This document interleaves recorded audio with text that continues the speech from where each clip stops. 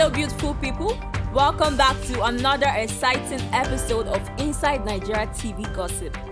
If you're watching or listening to this, do not forget to click the like button, share and subscribe to our channel, and also ensure to drop your comments below if you have any. Let's talk about the AMVCA. I can't skip it for anything. Guys, this 8th edition of the African's biggest movie awards night was no doubt the most lit and glamorous since the beginning of the show. It was a whole new level this season. It was like Oscars meets the Met Gala. The stars showed up in different levels of vibes and unmatched energy. Talk of their dresses. They graced the show wearing different classy looks. I don't even know where to start from because some obviously dressed to kill, some to chill, and some to build. Well, a big congratulations to the winners. Like we all know, AMVCA is one thing. Then the drama that comes afterwards is another thing. For those that would want to break their banks to slay and still won't be able to pay up for their dresses that they want to use to tension and pepper other people completely, the likes of actress DSF, who according to her stylist refused to pay up for her dress. Wahala o. The ones that would lie about the amount they brought their dress. Ifo Eneda, where are you going to? Don't worry, I'm not going to mention names, no fear, my sister. So the sister claims she got her dress for $100,000, which is approximately 57 million naira. Ogbe. After she was dragged mercilessly, she came back and said that was the cost of the dress and not the exact amount she paid for it. You know, some people should have the fear of God. Then the fans that knows better than the judges who to award and who not to. They will want to pitch a celebrity against another. Yes, the case of Mr. Macaroni and Sabinus. A loyal fan claimed Mr. Macaroni deserved the award that Sabinus won, and Mr. Macaroni gave him the best reply ever. And also, Funke Akindele, aka Jennifer, and Iyabo Ojo, they actually made up on that day. You know, they've been having this ongoing beef, but on that award night, I think they settled it. And also, it has been alleged that Funke Akindele is having issues with her husband, JJC Skills. Nigeria, my country. When we were trying to get justice for Deborah, a student that was killed and burnt brutally because of a comment she made on WhatsApp, which was considered as blasphemy by some religious fanatics in Sokoto State. A young sound engineer called David Imo, also known as Dave Sound, was lynched and burned to death in Lekki Phase 1, Lagos. David, who was a father of 2, was beaten alongside 2 of his friends, Frank and Philip, who are currently battling with their lives as a result of a disagreement over 100 naira. Guys, I'm not talking about 1 million naira a year or 1,000. I'm talking about 100 naira change. While different stories were flying around, his sister-in-law has given us the real story. According to her, she said David did not board any bike, but he was called in to come settle the fight between his friends that boarded the bike. However, there were angry mobs who already misinterpreted the situation, since a similar case like that happened recently and it was linked to Yahoo boys.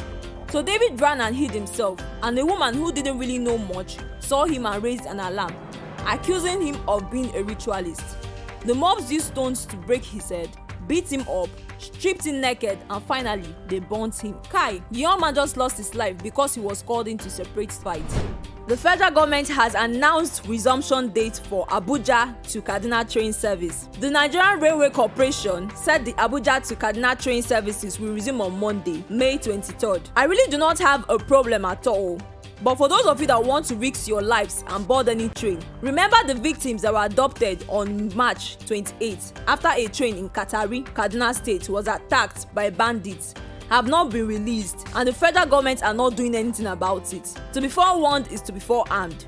I cannot even shout justice for anybody again, because last time I heard of justice in this country, it had to be one of my friends whose name is Justice. Nigeria has to be a very, very funny country. A principal is said to have raped his SS3 students. This one Apokoli Pro Max.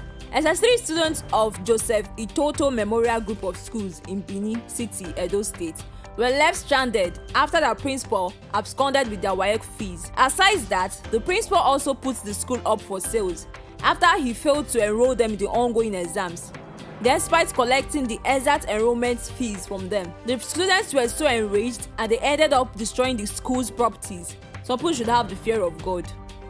Ibadan Polytechnic, what's going on now?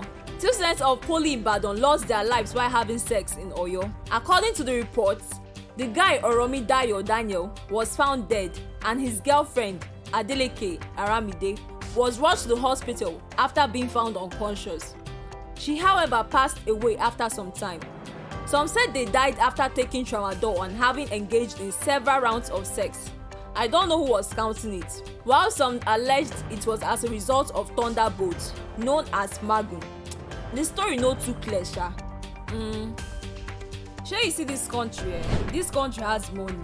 Nigeria, we have money oh. So ASUU is crying out for the federal government to pay them, and someone had the guts to steal 80 billion naira. It's not as if they've not been stealing it before, we already know these things. On Monday, 16th of May, the Accountant General of Nigeria, Ahmed Idris, was arrested by the EFCC over 80 billion naira fraud. He was said to have gotten the money through bogus consultancies and other illegal activities using family members and close associates. Hey, President Buhari, come and see who you are helping to borrow money because this one is the real AG baby of Nigeria. Governor Rotimi Akeredolu, your case cannot be different though. The students of Uniben came out to protest the other day and nobody touched them. Now your own student came out to protest peacefully and you sent soldiers to disrupt them. Nigeria Army, you should have learned from the NSAS protest.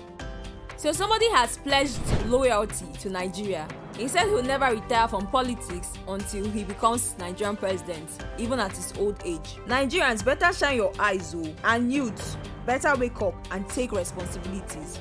Well guys, we've come to the end of today's episode and I hope you all enjoyed it. Do not forget to like this video, share and leave a comment. Also subscribe to our YouTube channel, that one is very important. You can also follow us on Instagram at Inside Nigeria TV1 and on Twitter at Inside Nigeria. Bye! See you all next week.